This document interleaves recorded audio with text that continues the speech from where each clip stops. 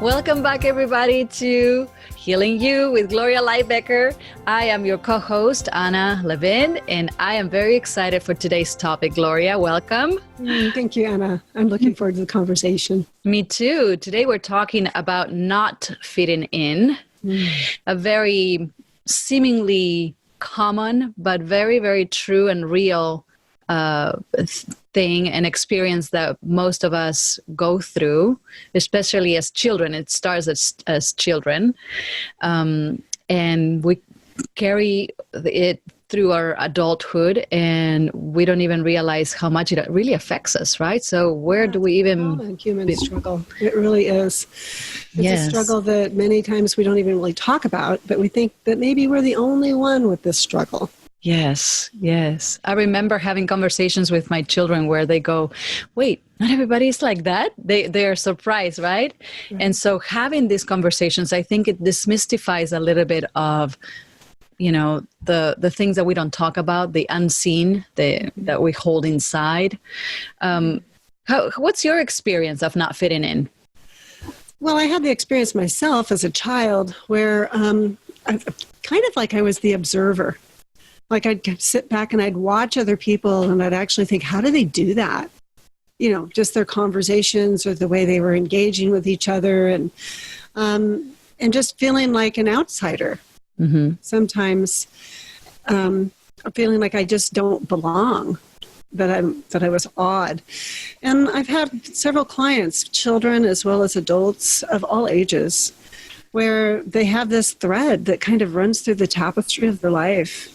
And it's bewildering. And they're like, Why me? Why is it like this? And so what I hear you when you say that, it brings me also back to me feeling like I wasn't fitting in. And now as an adult, I question myself a lot. I've been doing a lot of work in that area. I feel that sometimes it's because we look at others and in order to relate to them, we feel like we have to be the same as them. That's one point. Yeah. Human beings and our nervous systems are just amazing. They've done studies on this where somebody will, it's all set up and it's recorded and the people don't know it. And they come into a doctor's office and all of a sudden a bell rings and this person stands up. And other people are like looking like, what's he doing? And then the bell rings again and another person stands up. And finally the bell will ring and everybody will stand up. There's nothing that happens and then they sit down. Yes. Then everybody leaves the room except one person that wasn't the original person. And the bell rings and they stand up and they're all by themselves, but they've been conditioned by their environment. Yes. And by the other nervous systems in the room that we have a deep-seated need to belong. Yes. And that is so conditioned into us. I mean, it's wired into us. As human beings, we need relationships. And so but belonging in the sense like we have to be the same as each other. I think that we don't really know how to belong being different. And that's the feeling of not fitting in.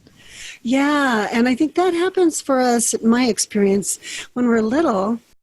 If we're met right where we are, we learn to celebrate our differences. Yes. Yeah. And if we're not met right where we are and celebrated for who we are as a being in our uniqueness, then we have the unspoken message that we don't quite fit in.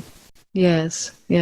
And we don't, it's fascinating. I mean, we were just having a dinner the other day with a couple friend of ours, and we realized that my husband and I, we don't compete with each other as much as we see other couples competing with each other. And that's how we relate, right? And we were like, oh, thank God, like this is so nice. I'm so grateful for this.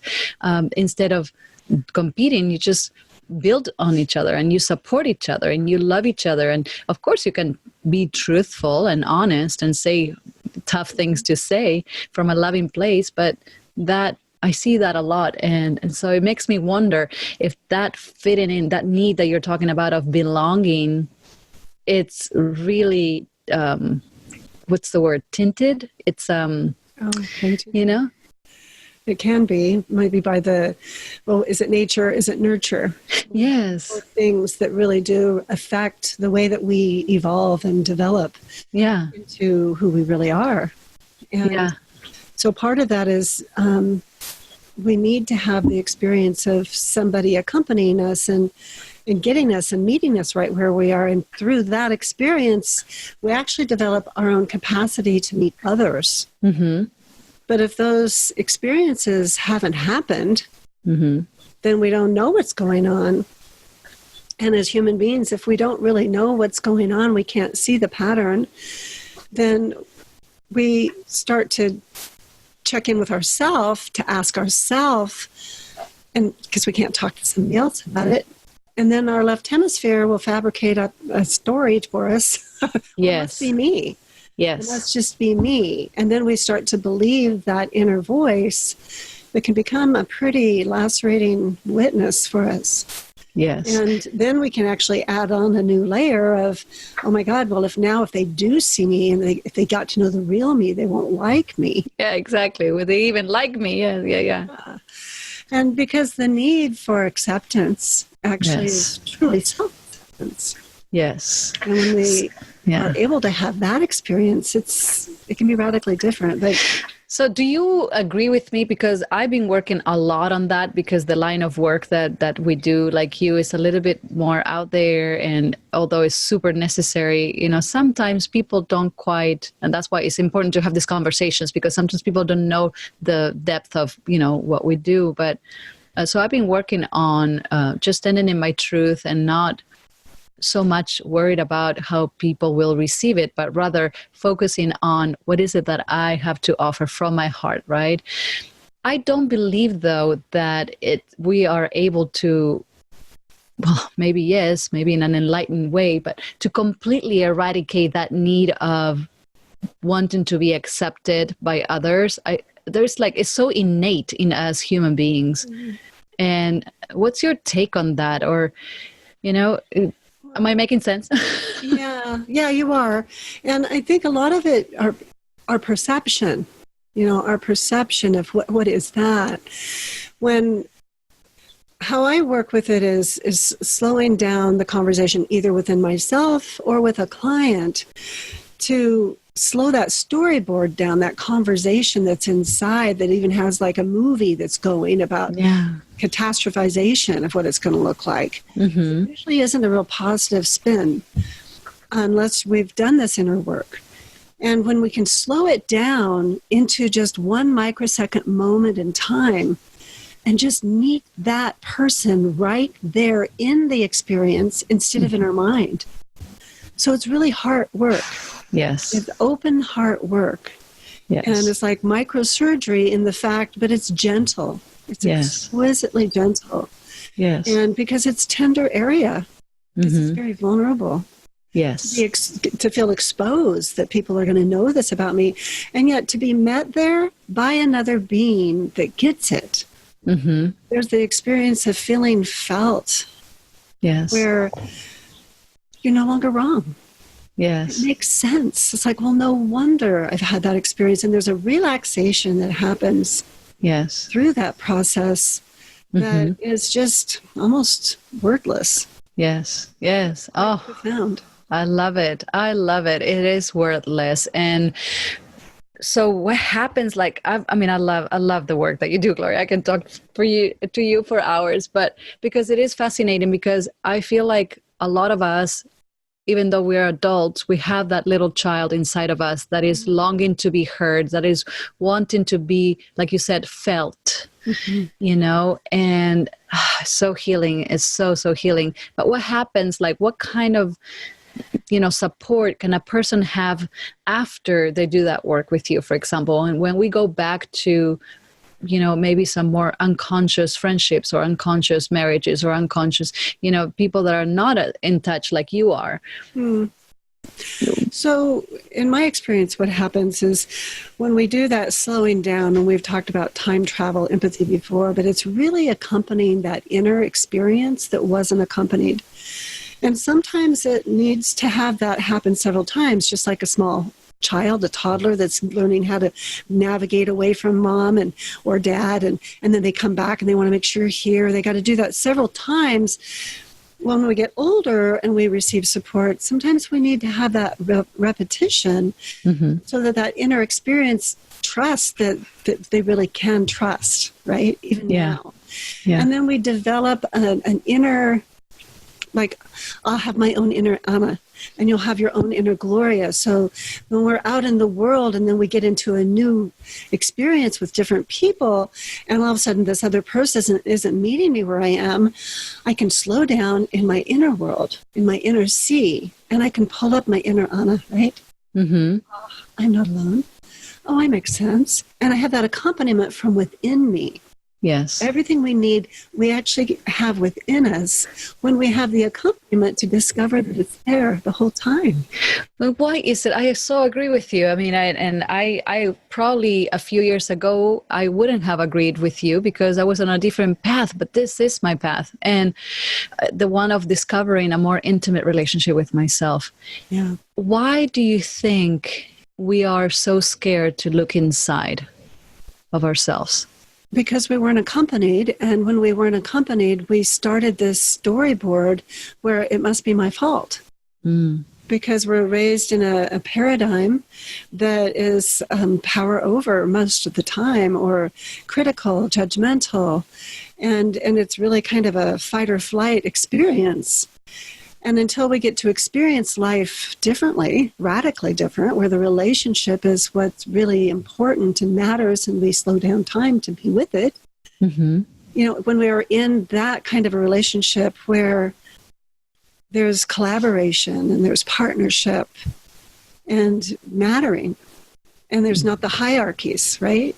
Yes. Then it's a whole different place, even when you go out in the world and there are people still in the domination culture. Yes. You can now hear their inner child even if they don't, and you don't have to give away your power by buying into their story. Because you have your own, you develop your own inner community. Yes. I heard something the other day that I really liked. I was watching, what was I watching? Like educational television last night. Of course you were. It's really great, like a PBS channel. And they're talking about trees. And they said how if you look at all these trees that are up there, they all look like they're individuals. Then they put up another picture. And if you look and you can see underneath, yes, they're all one. connected, all intertwined, and they're all strengthening one another. And we are like that with life. Yes. We might have this story that we're individuals. Well, we're different representations of life, but we all are part of this wonderful life. Yes. And so when we really know that from the inside out, then we don't need to take it personally when someone's having a rough day and projecting something at us. Absolutely. And so going back to like, what are the benefits, even though it might be a little scary at the beginning or looking inside, those are some of the huge, huge miracles that happen and shift in perspective of being aware of seeing others. I mean, I've been experiencing this for the last few years, and it's unbelievable to be able to see patterns of behavior in other people and just love them and accept them the way they are and not making it mine, right? About me. It's all about me. Yes. Oh, it's fascinating, because the one thing that requires our courage, which is to go inside, is the one thing that is going to give us the freedom and the self-recognition, right, that we are seeking. That's what we are seeking when we're feeling that we don't fit in. Well, we're seeking, I think, for me, we're seeking a relationship of trust, that it's actually safe, that I can allow you to see the real me without putting on a mask of what I think you want me to be. Yes. And when I can allow you to know my heart, and I can be transparent, then it actually builds the foundation of trust in our relationship. It strengthens it and allows it to become an enduring relationship. Yeah. But when I don't have that relationship of trust, then I'm terrified that you're going to find out who I am. Yes. Because my inner story, because I wasn't accompanied, is that I'm no good. or that I'm never enough. And then there's lots of different versions of that. Yeah.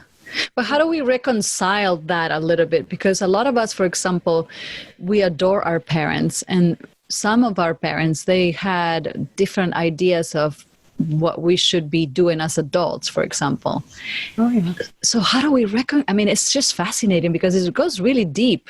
We're talking about like people's whole life. Well, we're talking about generations of life. Yes. I mean, in my head, I'm like, oh my gosh, this is so deep. It goes back and back and back. But how do you break that pattern, right? It's like, you got me thinking. Slowing it way, way, way down to this moment. Or to, if there's an experience that's popped up within someone, for them to have just 1 microsecond of that experience. What was that worst moment, perhaps? And then getting some real resonant, warm empathy right there at a cellular level of what it's like to be me in this form now.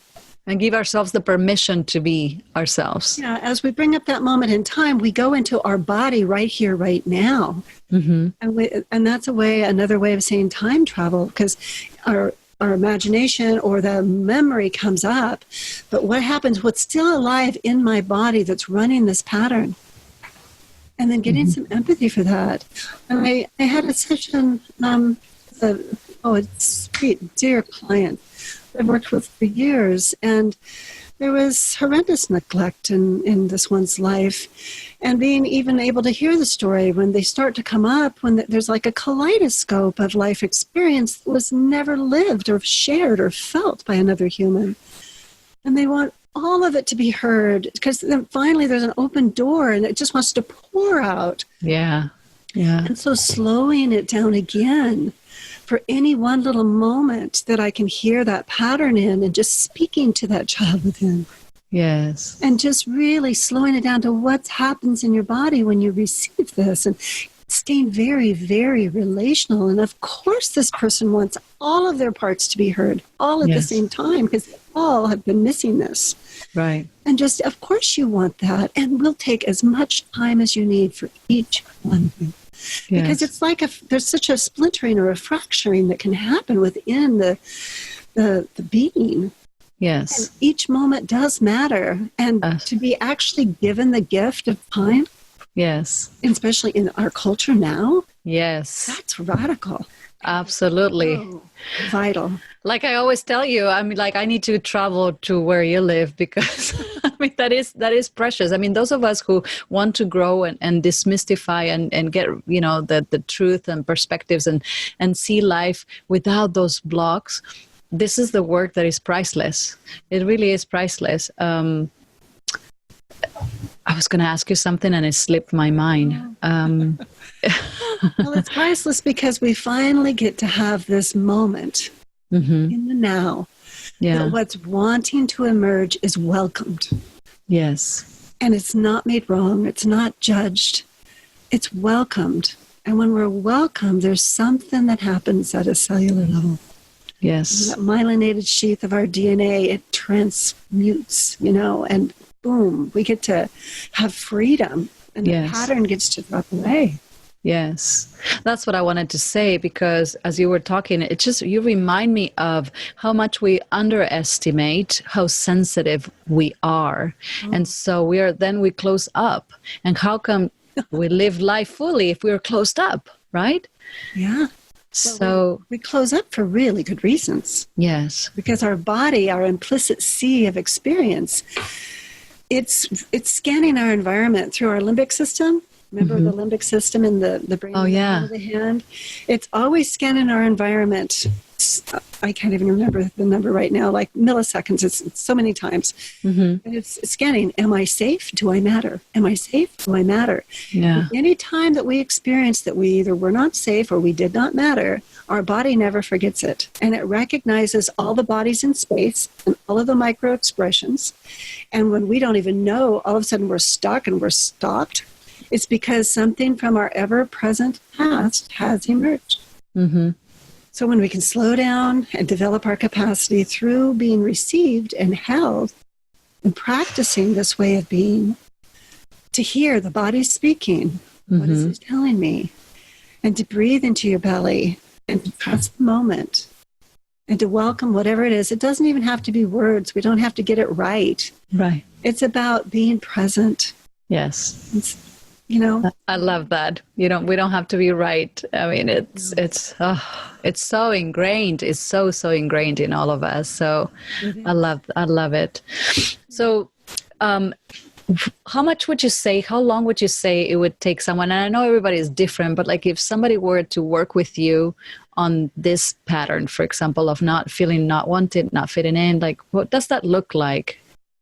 Well, we were just kind of going through it, like when I said, but working with this one client I have, it's about taking the time to allow them to speak about their experience, whatever words they need, and then being able to, for me to be able to tune in to the frequency that they're running, where they are in their life, and then to maybe reflect back what I'm hearing to see if I'm capturing what it is, the essence of their experience, and having them check in with their body. And you do this remotely, right? You do it like with you and I. Yeah. And we do it in person as well. And there's a different quality of that as well. But they're both so profound and powerful. Yes. Yes. But the accompaniment, I mean, there's something that you can capture it with the resonant language that, and the tone of the voice and the rhythm of your cadence. All of these things really go into allowing that felt sense to be caught. Yes. And when that happens, and then you can make an empathy guess, the person gets to have a real live experience that they missed. Yes. It hadn't happened. And then it can be a kaleidoscope effect. It can ripple out in their tapestry of life. Yes. Healing can happen. Absolutely. Because if one thing energetically changes in us, everything else changes around that. So It does. That's fascinating. How can people get to know more about your work, and where do they find you? Oh, I'd love to welcome anybody that would like to get to know me better to go to www.healingyouShow.com. And on there, you can sign up for a complimentary 30-minute session, and we can get to have a little dive into this kind of work with whatever's alive for you. Yes, I really do encourage everyone to call you, and because this work, you want somebody like Gloria. You want a loving, nurturing, centered space holder like you are. And because it is, like you said, it's a very vulnerable place, and it's a life-changing experience. So I thank you so much for this conversation today. I can't wait for the next one, and a pleasure seeing you today, Gloria. Oh, and you too, Anna. Thank you. Bye-bye. Bye.